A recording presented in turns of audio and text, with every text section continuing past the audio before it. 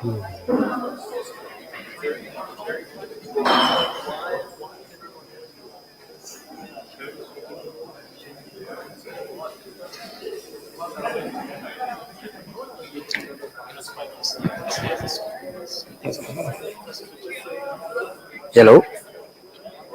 Hello? Hello? Hello, everyone. We're getting started now. People at the back, can you hear me?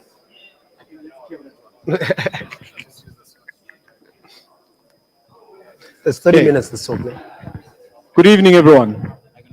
I'm going to use, no, I can't use this one. Keep it on. Let's try it. Yeah. Good evening, everyone.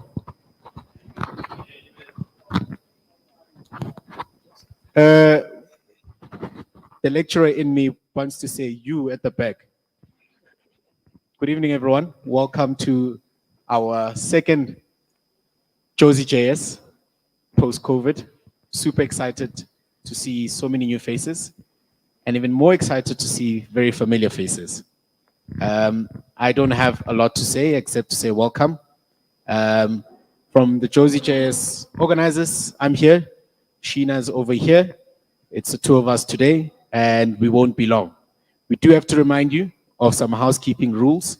We have a code of conduct, which can be found on the meetup page. But summarized, it says, be a nice person.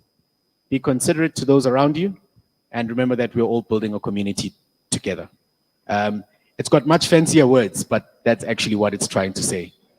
We're going to have our first speaker today, Tabiso. And then we'll take a quick break. We'll swap out speakers, and Simon will come second. And during that break, we'll also then take comfort breaks. And the bathrooms are behind that wall. You can go up this way or up the back so that we don't interrupt the person who's speaking. Sheena? Everything sorted? Perfect. We are streaming live on YouTube, so if there's anyone else who couldn't make it here and who's trying to reach out to you, tell them to go on Jozi.js's YouTube page. We will be streaming the entire thing live. In fact, it's already running live. Hello, people online, including Rudy. And that's it from us. Enjoy your evening. I'm going to use this one. Yeah. Some like coding. Let me know. Can you guys hear me? Yeah. Ah, perfect. Hello, everyone. My name is Tabiso Makwaza. Today, I'm going to talk to you guys about accessibility, everybody's favorite topic. But I won't use slides because I only have this one slide. So I'm going to jump straight into a demo. This is my very beautiful demo. In this demo, I want us all to imagine us as front-end developers, and that we've been given a design by our very talented designer, and they asked us to build a model. If you're a front-end developer, you've probably done this before, and you've kind of like built your model. It's a very easy component to build, seemingly, and then this is your model. You press the button, and then it shows you this backdrop, blurring out the stuff at the back. You have this card, and then you have this button that you can use to like close the modal, and you can close the modal, and it works. And at this point, you'd be very satisfied in yourself, rightfully so. But let's inspect your code. Oh, you don't see the code. Let me share my other screen. Yeah, I'm gonna duplicate. Yeah, I'm gonna, okay. All right, there we go. Yes, let's inspect your code. Can everybody see the code? Awesome. All right. So, I mean, if you think about building a model and you're thinking of it as simply as possible, this is React, but it doesn't matter the framework that you'd be using. You'd probably think of something like this. You'd have some kind of Boolean to control whether the modal is visible or not, and some kind of function that controls when to switch the visibility of this Boolean, right? And then on the modal itself, you'd probably have something like this. You'd have some kind of class that wraps around the entire screen, some kind of backdrop that blurs the thing, the black backdrop thing that we saw. You have some kind of container that will contain the content, some kind of button to close the thing, and then some place to put all of your content of the modal. And this is a pretty decent model. As you can see, it works. If I click on here, it does that, click on here, it closes. But it is far from perfect. This is kind of where, this is the point where if you're not thinking about accessibility, you would submit your PR, maybe have it get accepted, but then your tester would be very, very mad at you. Because first things they would try to do is they would try to click on the backdrop. And you can see on the backdrop, it is not closing. Now, in general, you'd expect models to close whenever you've clicked the backdrop. So what we're going to do here is we're going to go around and fix this model little by little, and then at some point, we're going to do something magical. We're going to delete all the code that we made and make it happen automatically. Right, let's start with our first problem, the backdrop. So in order to make the backdrop close, better? All right, cool. In order to make the backdrop closed, you'd kind of just have to like take your, whatever click handler that closes the modal when you click the X button, you probably just have to like do that. We'd put the handle dismiss here, and then that fixes problem number one. So you can see if we click on the modal now, if we click on the backdrop, awesome, it closes, and then it closes. So at this point, I kind of like want to bring attention to three different type of users that I like to think about when building a web app. There's the majority of the population, which is mostly me, which uses a mouse to navigate the website. But then there's a subset of people that uses their keyboard for some reason to always navigate our websites. And at this point, we have completely ignored those people. We're going to try and think about them now. Let's say I come into my website and I kind of like start tabbing around and get to this button that opens the modal. I can press enter, it will open up my modal, and so far so good. But now, let me see if I can get to any content on my modal. Aha, I cannot. Watch me go, watch my tab go, and then finally it gets to the modals. Now that is a terrible experience. For anybody who's ever used a keyboard, you do not want this happening. So I think the first problem here with this model is that whenever the modal opens up, the focus is not on the first element that is on the modal. So let's fix that problem. So in order to do that, I'm going to do it in a very React way again, but I'm sure there's an equivalent in whatever framework of choice that you have. What I'm going to do is I'm essentially going to select the close button, and then when my component mounts, I'm going to then call focus on it so that it focuses on that particular component. So I'm going to call this close ref. I'm going to do react dot use ref. So what this does is it just essentially allows me to have access to the underlying DOM node that's gonna be using this, and then we're going to then call focus on that. So I'm just gonna call this open handle, right? In React, if you wanna do stuff on mount, you're gonna be using effects. So don't worry if you're not understanding this particular portion of it, but the portion of it I want us to understand is that on the element, we can just call focus, and then this should help us with our problem. So let us close our modal, open it. Aha, ooh, it does not work. Ooh, something bad's happening. All right, I know why it doesn't work. Let's inspect the code again. So you see, here's a problem that a lot of us fall into when we're building front-end applications.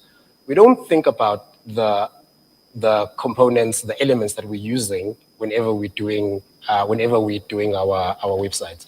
We think about what it looks like, but we don't actually think about what it is. So the mistake that I made here is that this is a div, right? So you can see that it looks like a button here, and it kind of behaves like a button, but on the DOM, it's actually a div. So which means that I can't actually select it. So if I tab to it with a mouse, I will never ever get to it. So my next problem that I'm going to fix is using a button as a button. Awesome. So now let's see if that fixes our problem. And there we go. So now let's just close our modal. get to it, and you can see now the first selected element is the button, and now I can use this very smoothly on my modal. Right, still not perfect though. If I keep selecting stuff, you can see that I kind of like bleed out of the modal, which is horribly annoying. So we're going to need to fix that as well. I mean, as a keyboard user, whenever you open a modal, you would think that. Okay, awesome. Yes, as a keyboard user, whenever you use the modal, the expected behavior is that everything else on the screen is not relevant until I close the modal. So there's no reason for my cursor to actually, my focus to like even move out of this modal. So what we need to build now is something called a focus trap. Oh, we need to fix styles first. Our button looks very, very ugly at this moment.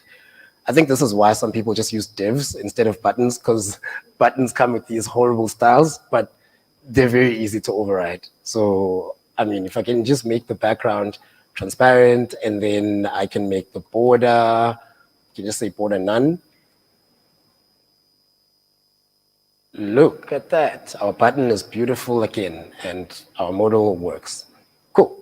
So now let's think about this interesting problem that we have. We want our focus to never, ever leave the modal. So the way that we navigate a website is that we're either clicking Shift and Tab to go back, or we're either pressing Tab to go forward. So essentially our problem statement is, when you get to the last element that is focusable and you press Tab, you essentially want to cycle back and focus on the first element. When you in the first element and you press Shift Tab, you want to cycle around and focus on the last element. So now we need to write some code to do that. I'm going to cheat because that is, I'm not in the mood, and I already solved this, so it's not cheating if you're copying from yourself. So I'm going to grab the code from my stash and show you what that looks like. Yes, but I will be able to explain it just in case the principal calls me.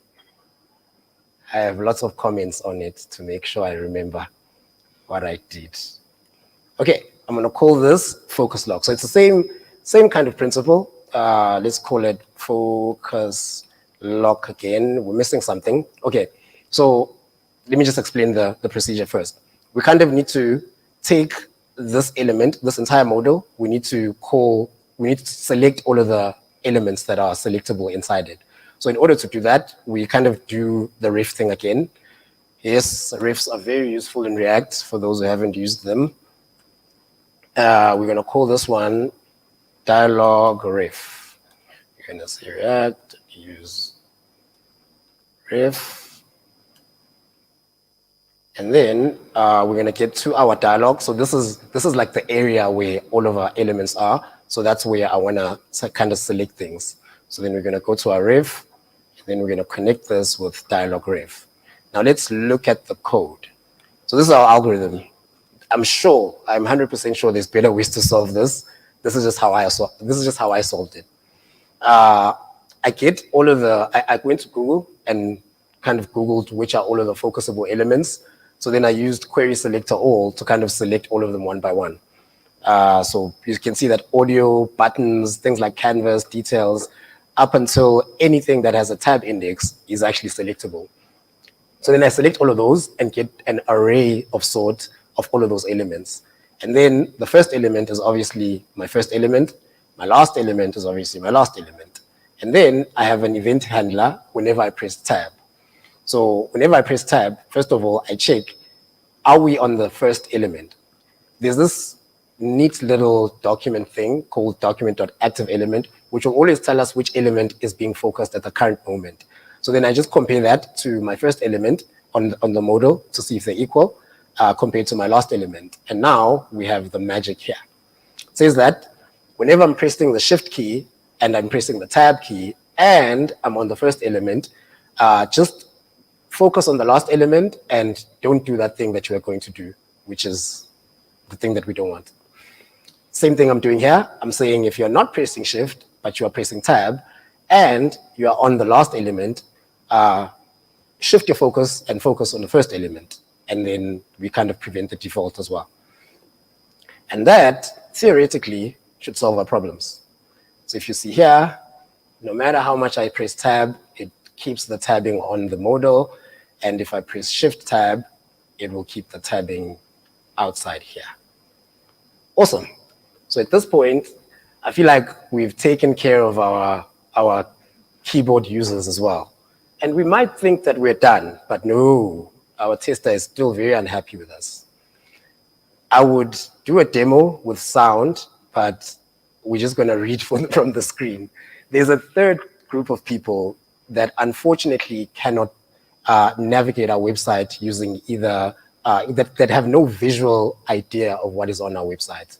And those are people that are navigating it with screen readers. So how they do it is they still use the keyboard, but they don't see anything. So we have completely ignored that class of user. At this point, I want to see, I'm just going to demo and show you what those people actually see when they come to this website. I'm going to enable this thing. Microsoft PowerPoint, Chrome. Space with Chrome containing window React app. Google Chrome, the Biz Person 2. Very loud. Full screen space. Stop sharing, button, link, button, group. Visited, link, visited, link, visit, button, group. You are currently on the button.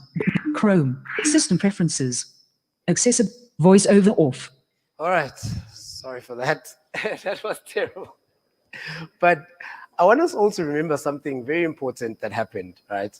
So when the person opened the modal, fine, they did hear that the button is to toggle the modal, but when they opened it, there's something interesting that happened when they got here. It said button group. So imagine you can't see anything and all you heard was button group. How would you know what that button does? You would not. So at this point, we're about to fix this modal for our screen reader folk.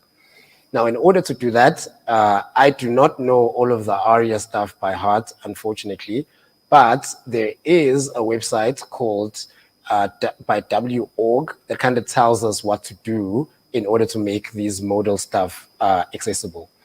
So I'm just going to try and find the page. Sheesh, I have lost it.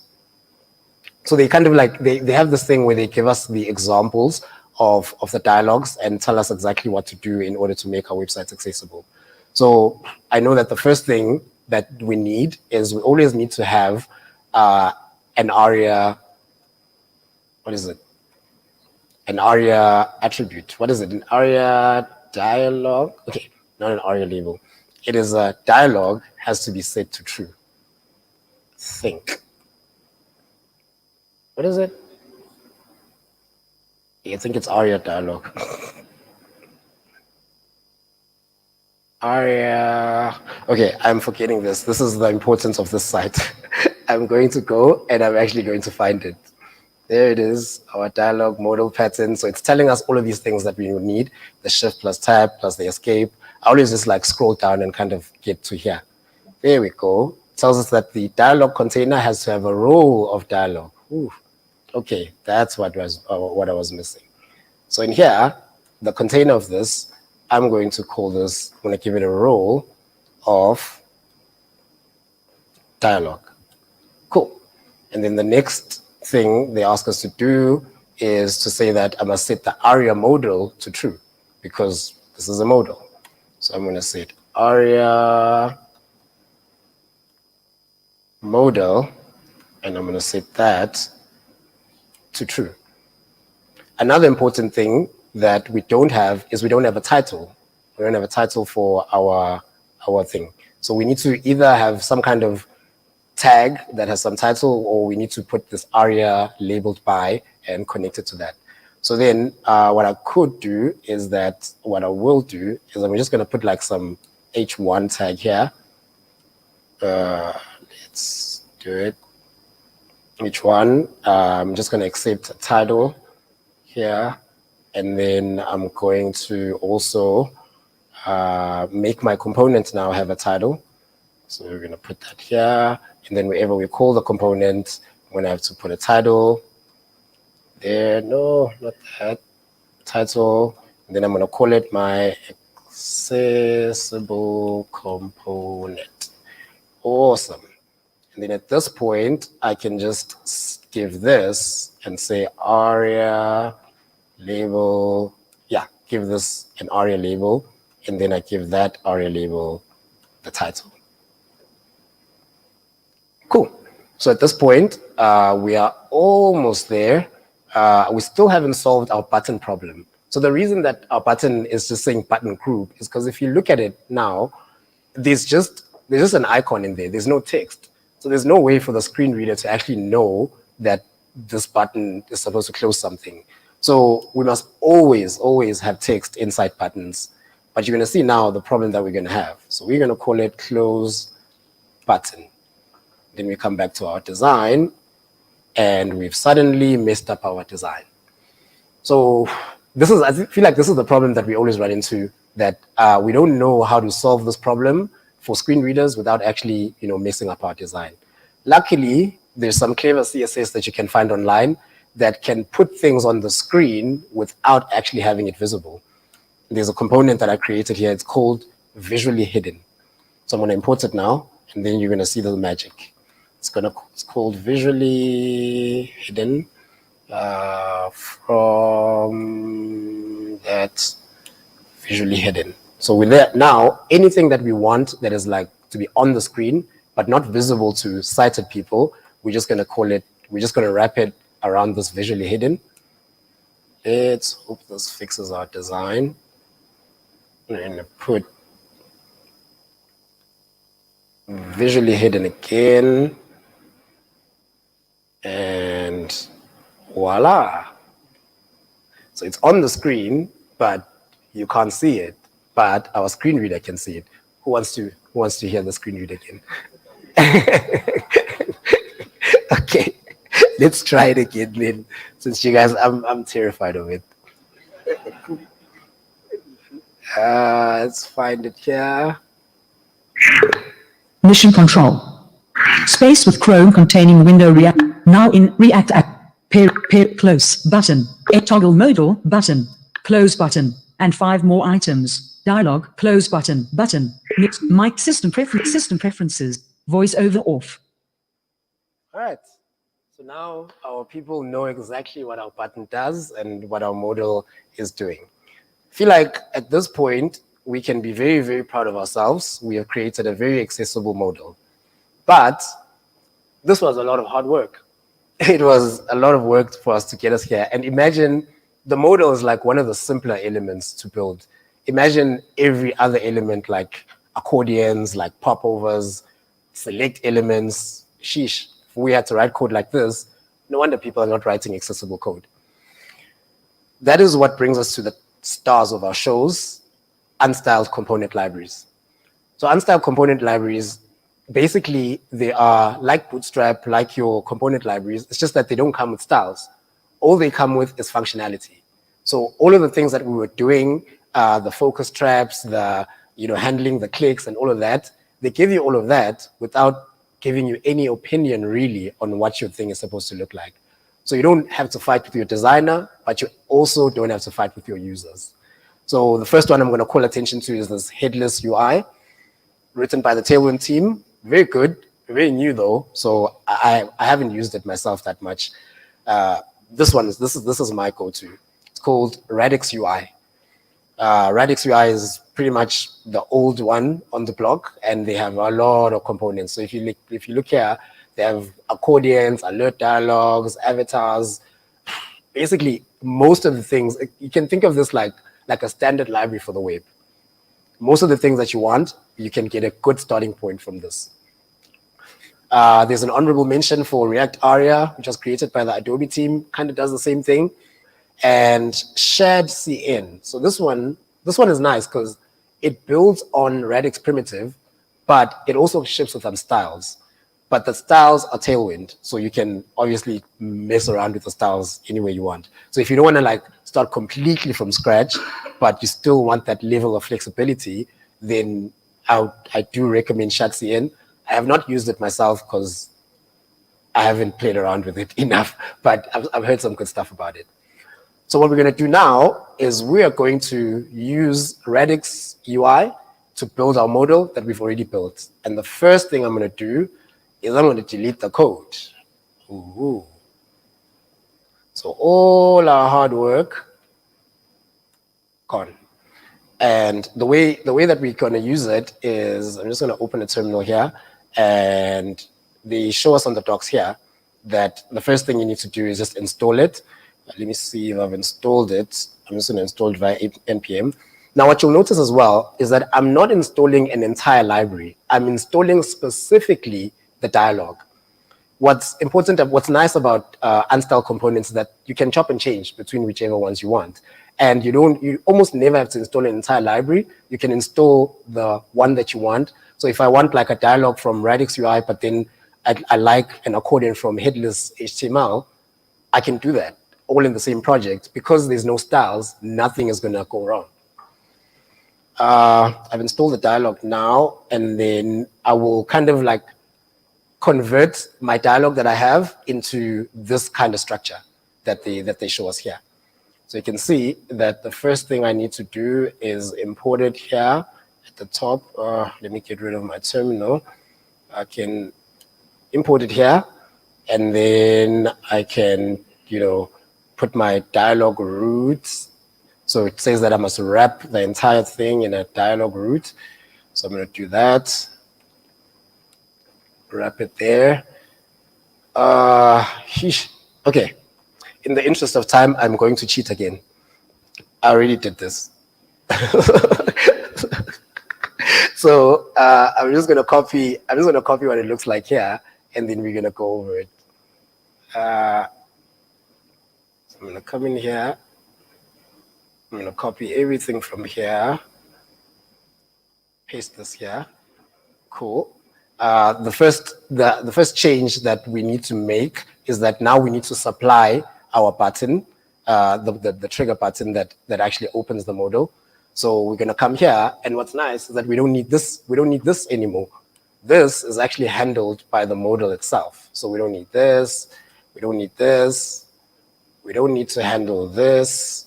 And then the only thing that we need to change is we need to change our button.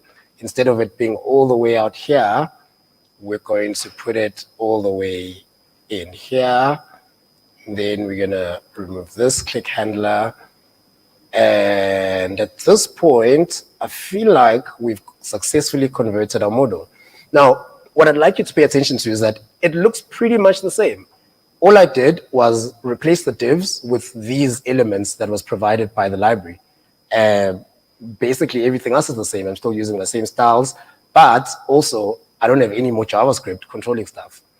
But what you will see is that I can come to my modal, huzzah, can press it, can close, press it, and watch. Focus trapped, untrapped. And now, what's great about this is that it even gives me things that I didn't think about. I didn't think about, for example, what happens when I press escape. Whenever I press escape, I would expect my modal to close. I didn't code that on my previous modal, but look, it works. What's also cool is that here's another thing I didn't think about. I'm gonna say let's say, for example, this is like a more real life situation, a page is gonna be much longer than this, and there's gonna be a lot more modals. So let's duplicate a lot of these modals and have them down here. So let's say now I'm gonna tab down to this modal here. Watch if I open this with my tab button and then I close it, watch how the focus is returned to the button that actually opened the modal. That is functionality that we did not code, but we should have coded because that's just better user experience. So what's nice about using Unstyled component libraries is that there's some very, very smart people who have thought about this and they have spent a lot of time building it. And we don't have to always be reinventing the wheel over and over again whenever we're creating components. Right, I think that sort of almost brings me to the end of my talk. I'd like to close off with the fact that when it comes to accessibility, there's a couple of simple rules that we need to follow. One, always use the correct components for the correct things that we want to do, but let buttons be buttons, please. Don't use divs for buttons. Number two, if you're going to build your own component, first of all, try not to. But if you are sure that you really want to build it, try and start from a reasonable base, like an Unstyled component library. And if all else fails, even if those guys haven't built it, then please go to React Aria, or not React Aria, w3.org, and find out what is the expected behavior of the component that you're trying to build. Be it be a popover, be it be a modal. Find out what ARIA labels you're supposed to put in, and find out what keyboard functionality is supposed to be there. Because honestly, we do not want anybody to be not able to use our websites. We want it to be accessible. We want it to be as accessible as possible to everybody that tries to visit us. Thank you very much, everybody.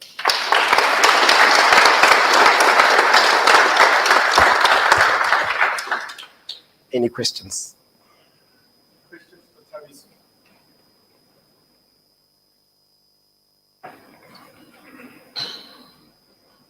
Have you looked at any unstyled component libraries that aren't for React? Yes, so headless UI is for Vue as well, but I have not searched around for anything else beyond React and Vue. I'm sure they exist. There's some very dedicated people. Anyone else?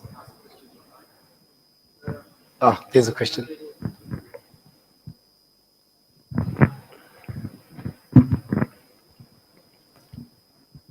So can you comment on the meetup page with maybe refer to what you did first before using the libraries? I will put this code up online. I'll publish the repo, and then all of these websites, I'll put them on a README so that you can, cycle through them. Thank you. Right.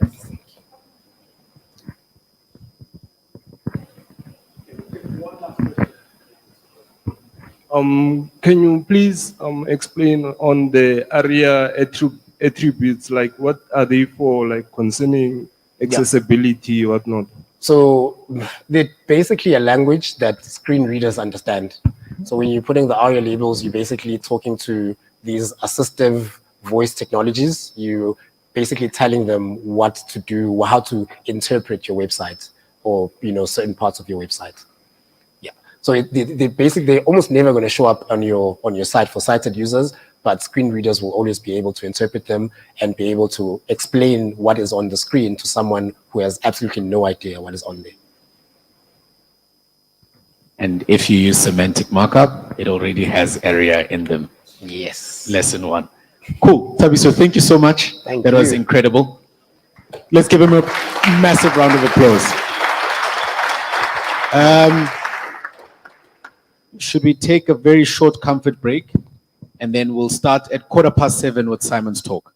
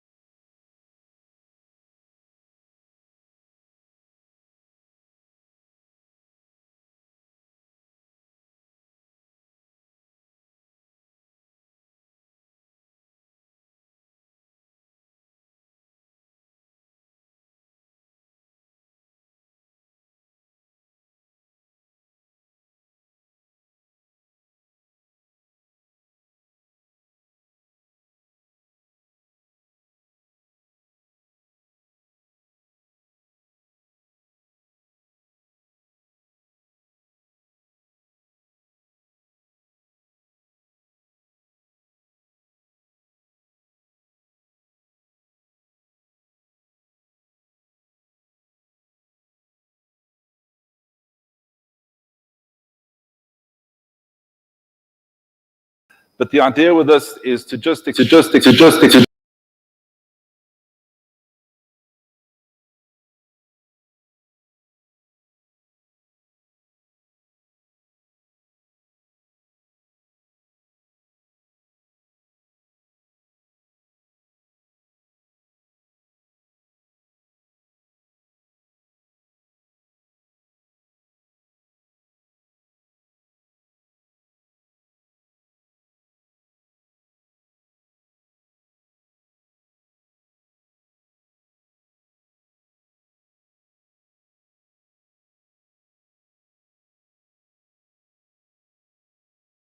day to day, but the idea is to show you how the web has evolved to the point that you can do some really interesting things.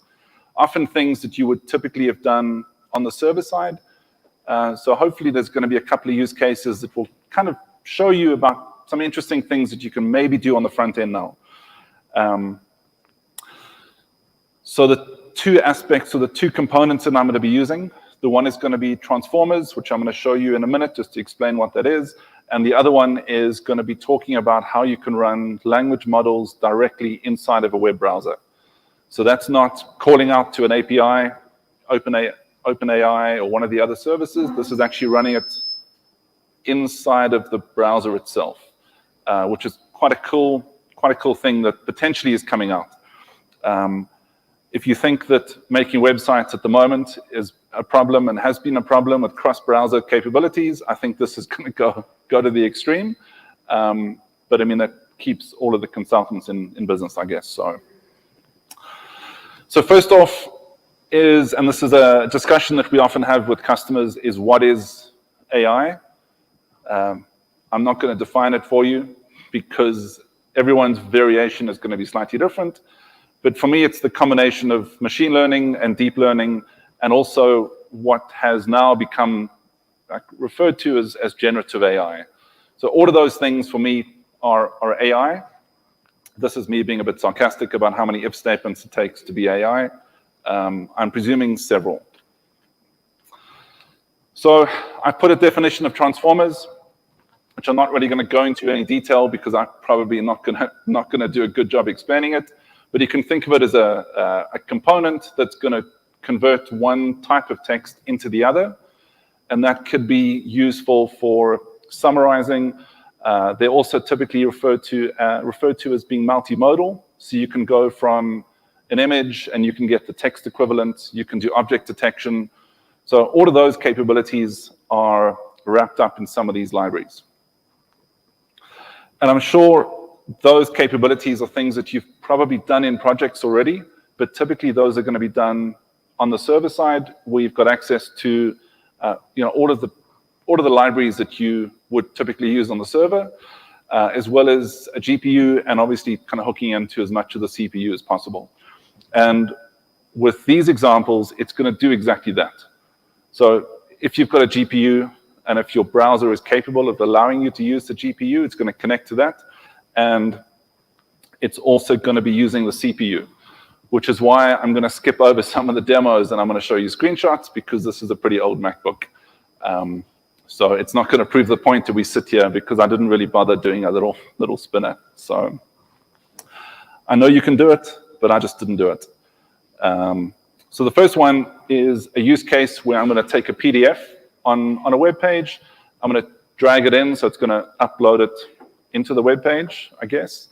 I'm also going to be using a library called Jozi.js, which just allows you to do PDF manipulation within the browser.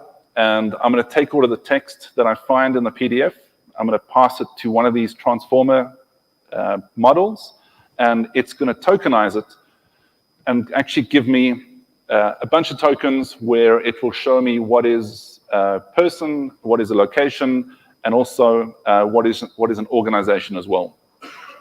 As with a lot of these models, they have to be reasonably lightweight because you have to download them, and they've got to run within the context of the browser. So there is always going to be a little bit of hit and miss. But because this is a demo, it hopefully will work. So we'll see. So this is my website. This uses ShadCN, which Tobiso mentioned, and Tailwind. but clearly not pushing the proverbial envelope with those components. So I've got a really simple PDF, which has just got a little bit of detail about the company. And I'm going to copy it in. It just outputs the detail of the PDF. That's not really part of the demo. But what you'll see in the corner, and this is where Lucky's going to be concerned because I've been doing this the whole afternoon, is it's downloading the model. I'll show you the code in a minute, which is like 200 megs, which is fine. It's like not a problem. You can insert that meme here. But in this case, it's not really a problem because like it doesn't matter. But obviously, this is something that you need to be really careful of when you start using it in production, because not everyone wants to suddenly realize that their web page is creeping up towards a gig. Having said that, I think a lot of the way the web is put together, the web page is probably almost a gig anyway, because people often don't kind of care about bundlers, but anyway, whatever. So I've dragged the PDF in. The fact that we've extracted the PDF content is not really part of the demo. It was just because. And what it does behind the scenes, it takes that text, it passes it into one of these transformer models. And again, I'll show you the code, although it's really simple. And it spits out the detail. It isn't done perfectly, but it's found what it believes are two people, an organization, and a location. And that's quite a cool thing because it's the kind of thing maybe that you can find some kind of business use for. And I'll go through some details at the end about how you can potentially fit this into your stack, because it's not necessarily a complete feature. It might be something that you do some of the work on the front end, but some of the work on the back end, and you want to try and take some of that load off the server. Because honestly, if we can push some of the workload and some of the coolness onto the user's browser, that's like the perfect scalability hack. Because all the more users, the more machines, and you can actually get them to do all the processing. Again, it's not always going to work just because it's dependent on the browser and depending on the user's machine specs, but there could be some really useful ways of actually doing that, or really useful use cases at least. Cool. So that is that simple example. This one just kind of lays out what's happening behind the scenes, which I can get out of the way. And the code is actually really simple. This is using a transformer library, which you just npm install or whatever your installer is.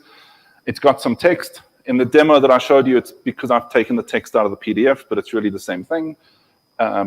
You're doing a wait on the pipeline, which is effectively the thing that's going to download the model and get the model working.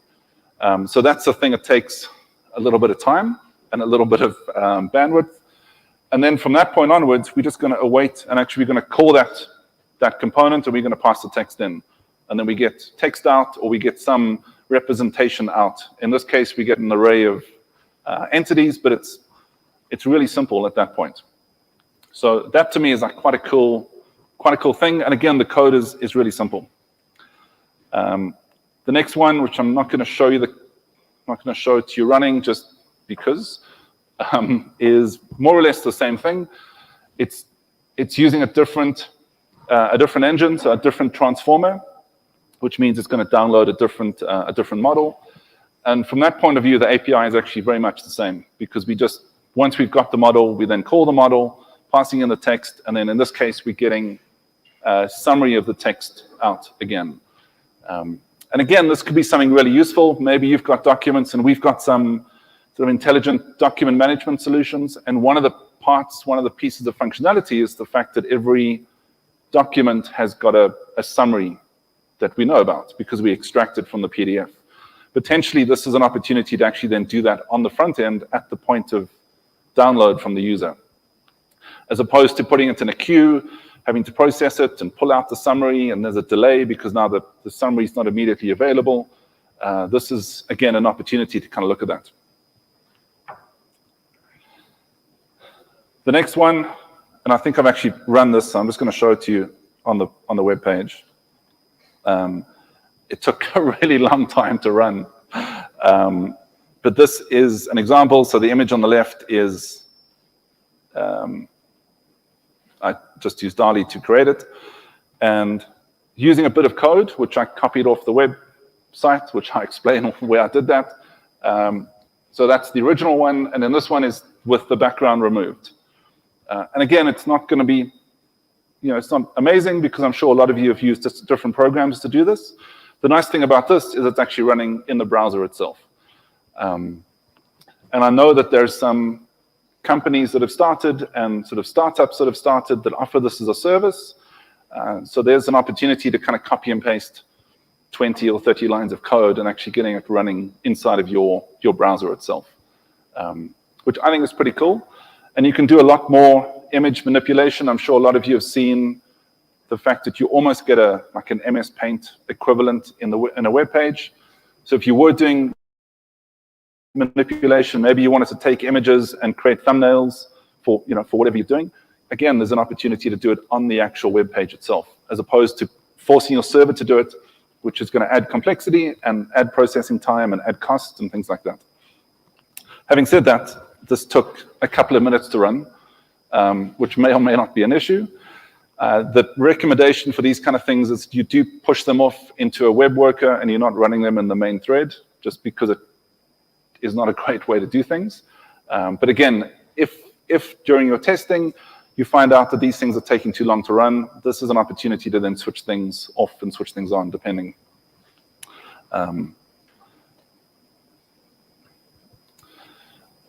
What I've got is we'll deploy this onto AWS, so you can take a look at it, and we'll include links to all of the code samples and things like that as well. But for me, this is quite a cool thing. So just with a handful of lines of code, you can do something that's reasonably complex, like removing the background on an image. So that was Transformers, which is one of the nice packages from Hugging Face that you can start playing around with. And again, I would very much recommend that you at least be aware of what you can do. It's a JavaScript package, but it mirrors what is available in Python. So for anyone that's doing any machine learning or data science on the Python side and is using transformers, in theory, the API should be very much the same, which is cool. So the next part is around the ability to run language models inside of the browser. So this is something that's potentially going to come out from Google. At the moment, you can run it inside of Canary, which is the sort of, I guess, the pre-release of Chrome. There are a couple of requirements. And these requirements are not easy to stomach for a lot of users. So it needs to be a more recent version of Canary, which kind of makes sense. No one's running an old version of Canary, even no one's that crazy. There are some version issues around the operating system as well, which I guess is fine. You need 22 gigs of storage locally, which may or may not be fine. It almost bricked my machine a couple of times, and I apologize for the bandwidth abuse, just in case anyone asks any questions. You probably need a GPU as well, although it can use the CPU. So you can see that it's not necessarily as accessible as the work from the previous speaker. But in a way, and don't quote me on this, it doesn't actually matter, because it's not necessarily something that you're going to have on your login page of your social media site. This potentially is going to be sort of much further down the sort of path of a user journey. And I like the way they say for the network connection as an unmetered connection, similar to the BBD Wi-Fi. Thank you. This is how it currently is at the moment, and I am sure that it's going to get better, and they're going to start reducing those requirements as time goes on, because this is not something that's been released yet. It's something that they're working on, and they're asking for feedback. And I'll include links at the end to show you how to get involved and how you can kind of see it as they start to release things and play around with things. So you need to switch on a bunch of flags. Again, we'll distribute the slides with via Lucky, so don't stress about any detail, but you need to switch a bunch of things on. And this is for instance, the the prompt API. For the summarization API, you need to switch on additional flags. So it's very much an opt-in from a developer standpoint. Again, I don't foresee this being something that's going to stay like this when it moves into Chrome, should it, or when it does. But just to keep in mind, trying to get this running is not as simple as you would hope, because you need to make a bunch of changes and you need to kind of run things and see an error and then wait for something to download. So they hopefully will improve that that user experience, because even as a developer, it can be a little bit eye-watering when you want to play with something and it just doesn't work. So, although having said that, that's kind of software development in a nutshell. So you also need to enable one of the components inside of Chrome. I've never gone into the Chrome components. It's a wild journey for those who want to play around. There's a whole bunch of things that you can switch on and switch off, which is a bit bizarre. And this is the time that it actually downloads the model. So even if you enable the flags, it's not going to download the model unless it needs to download the model. And I'll show you some examples about how the Chrome team is recommending that you do feature flags and feature detection around that.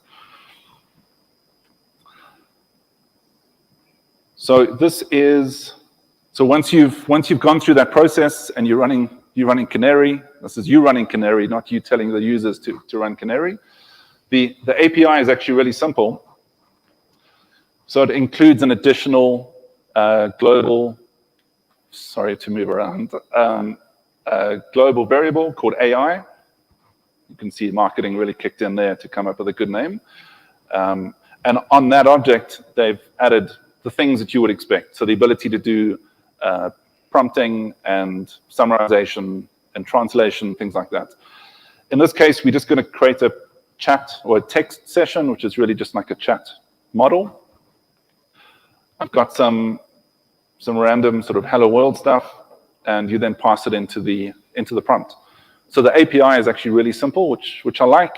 Often these APIs are probably great from a computer science point of view, but from a me point of view, I want something really simple just so I can use it. And then if I want the sort of high grade version, I can dig into the docs, but I want to make sure it's really simple to use.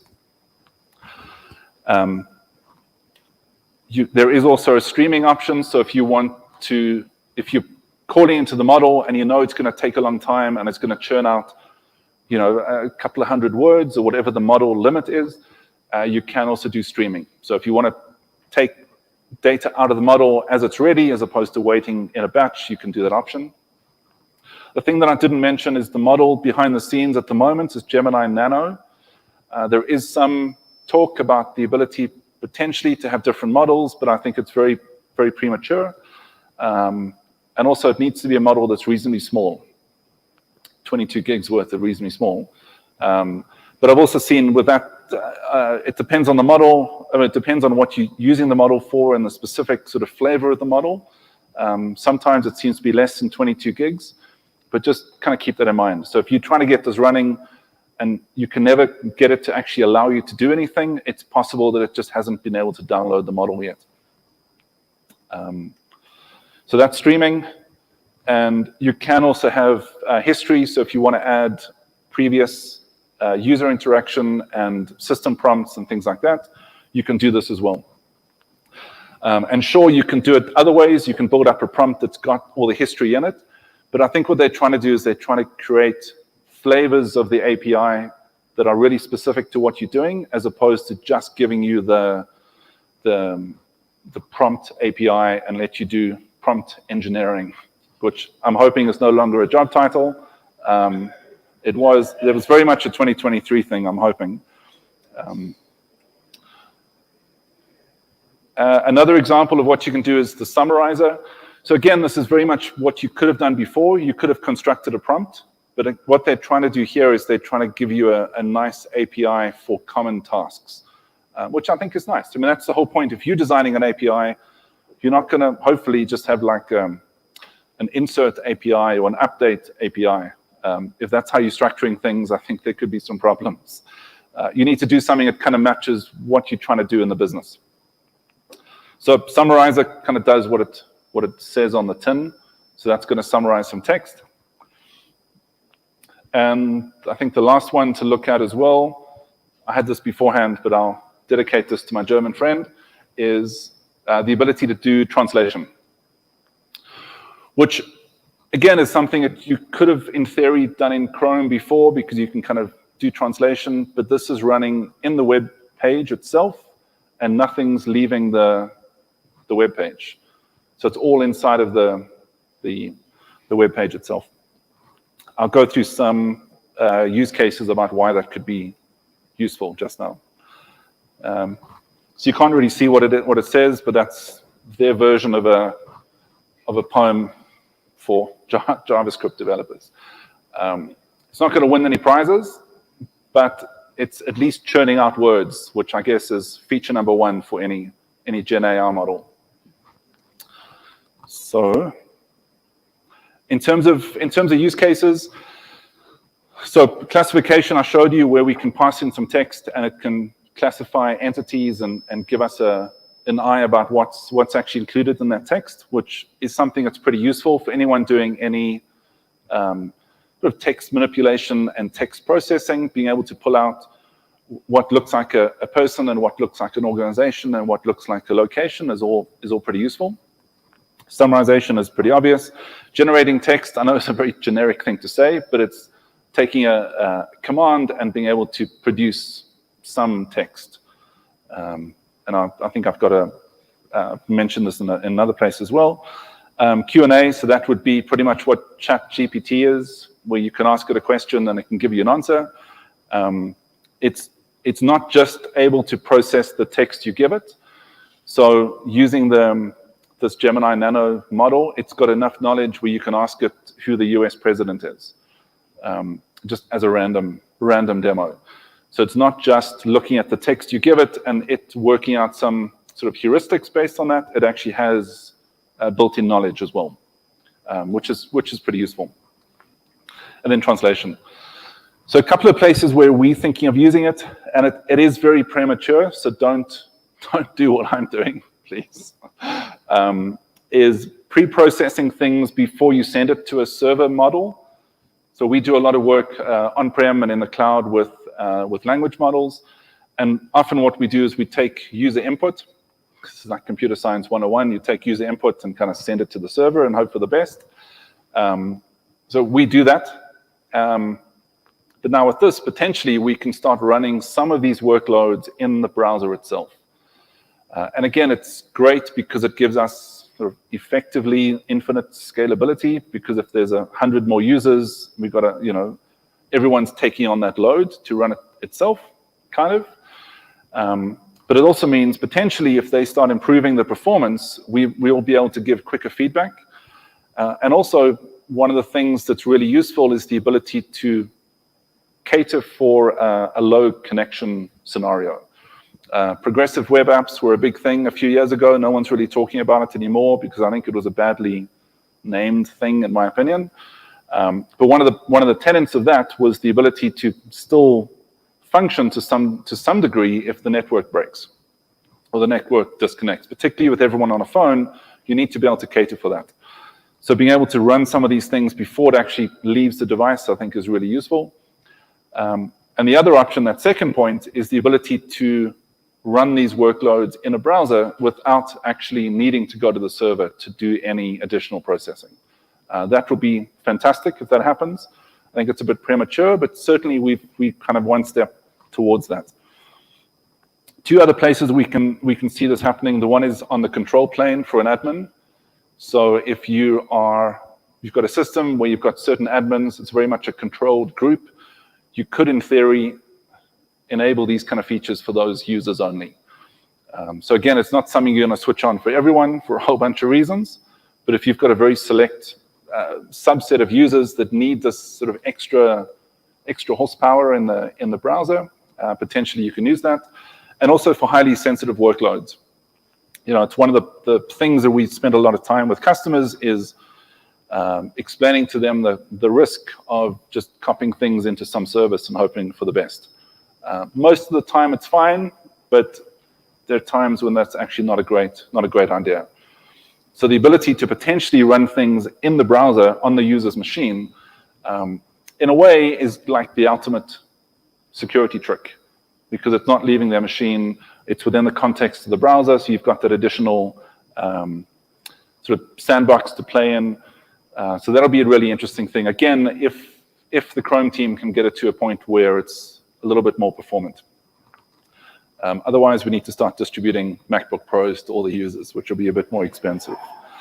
I mentioned two things here, and there's always a bit of a subtlety around what means what. So feature flags and feature detection. I think both of these are definitely something you probably should be doing anyway on the web, particularly when you start enabling these cool sort of additional things that you can do. So feature flags are the ability to switch off a feature for whatever reason. Maybe you're detecting that an updated model is not giving you the results you want and you want to turn that feature off. You need to be able to do that without redeploying anything.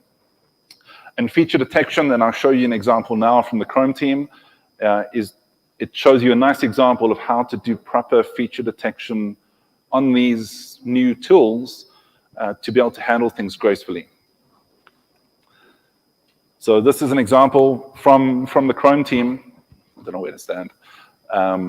That just shows you how you can actually look to see if these capabilities are available in that user's browser. And you'll see what they can do as well is they can actually hook into a download progress.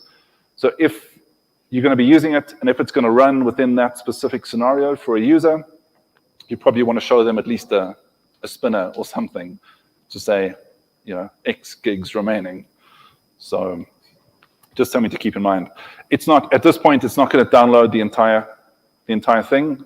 It's probably going to do a subset of it. And what I'm hoping they do is start to sort of layer these models. So potentially, like at install time, it's got a couple of the layers, and then maybe they kind of add layers behind the scenes just so you don't have this massive network shock when you start to use them. But again, looking at what they're doing currently in Canary, I don't think is a good indication of what they will do should this feature actually land. But it's a good time to get involved because you can see these things way before they become common features. So that's feature detection. So a suggestion from us, which is what we try to do, is be curious about what's happening in the industry. It's a moving target, and it's always concerning where I think I've caught up and you find some other tech influencer on YouTube who's talking about stuff you don't know. In fact, the worst thing is when you see a tech influencer talking about cool stuff and you realize the video is like 2 years old. That's the worst thing. And the other one is around experimentation. It's difficult to experiment on a project because that's not really the time necessarily to experiment. I know BBD's got an R&D department, but there's also nothing to stop each of you from doing a bit of experimentation with something cool that's coming out. And I think as one of the career hacks, and I spoke about career hacks last week at your conference, the other cool career hack is to do some cool bit of tech and to go and show it to Lucky or one of the other staff and say, hey, look at this cool thing I put together.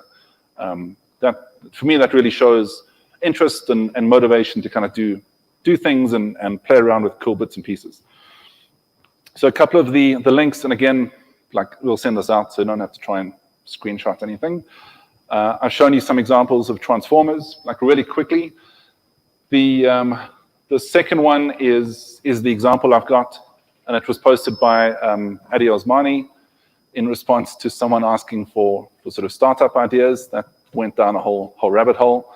But this is exactly where I got the code from. So you can copy and paste things off the web and they work, which is cool. And it really was, other than just downloading or getting the transformer working, it really was very simple. We've got a couple of web AI, and I've seen them play around with different things like in-browser Chrome AI or built-in Chrome AI, something.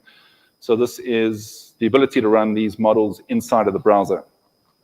The last one is our LinkedIn for our company. Please give us a follow. What we will do once we push this out to AWS, I'll put in all the slides in the site as well. And then you can play around and kind of see how that works for you.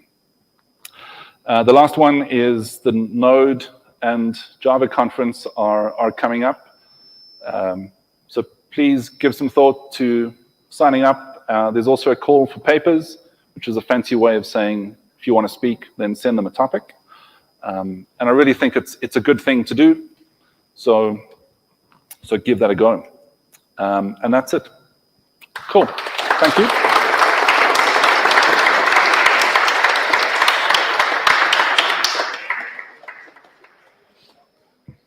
That was awesome. Questions? Batandwa, are you here somewhere? Do you mind just turning down the volume a little bit? That squeak is... Thank you so much. Questions? There's quite a few.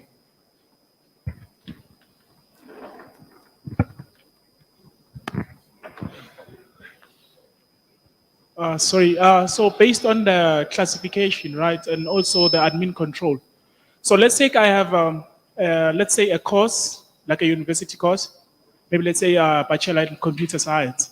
So what if I want to use, can I use the AI more like to split the requirements of the course and then get them maybe in more like a format of JSON, saying like, okay, maybe maths level 5, and then physical science and all of the requirements, and also the APS, like maybe as a classification like that? So I haven't done that with the built-in AI or with the transformers. We've done similar things with language models, but I always find that going from text into JSON is always a bit shaky. So I'm going to presume that the smaller models are not going to do it as well. But yeah, so that to me is more of a, like what they call few-shot prompting. You give it some examples, and then it'll try its best to understand. I don't think the built-in classifier is going to understand courses and things like that.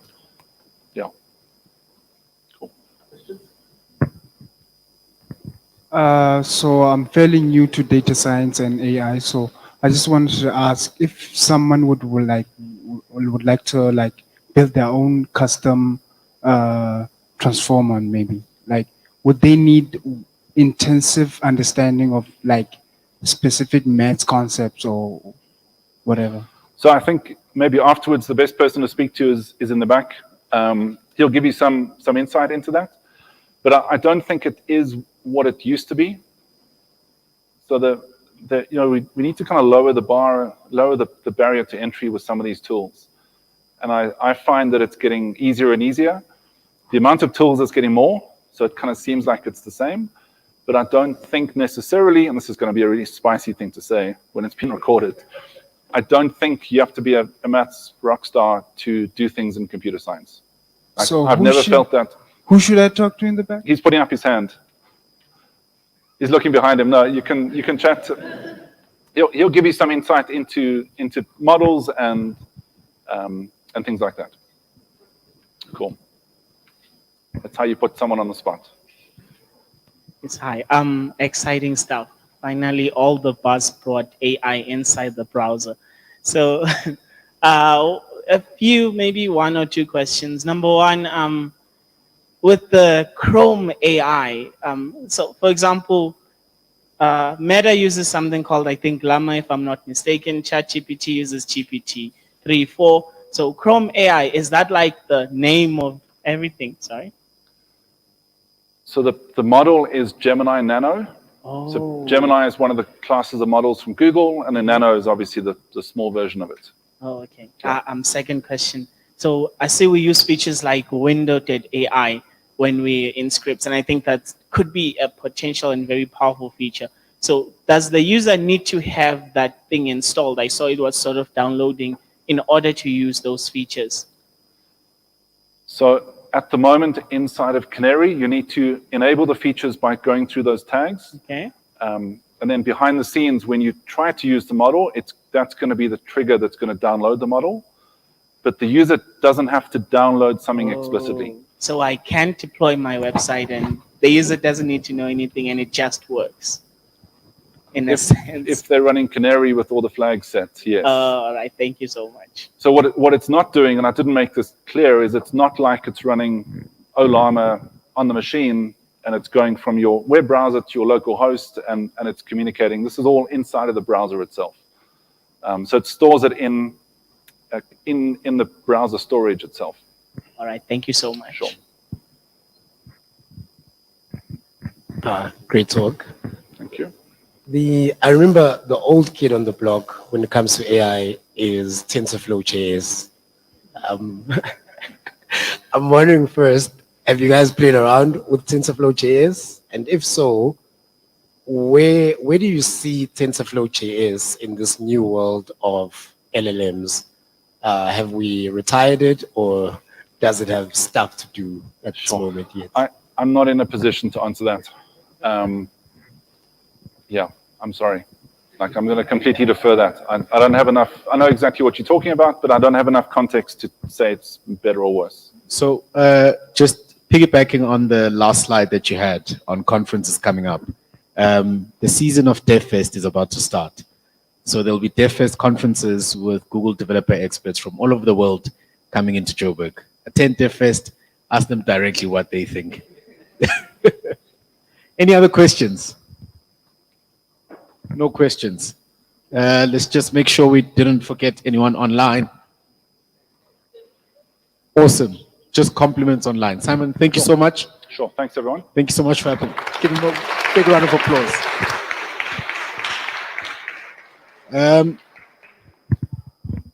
We will try and distribute the speaker slides and the links that they share with us via Meetup. Thank you so much for joining us. We do have pizza that we're going to bring out in a second.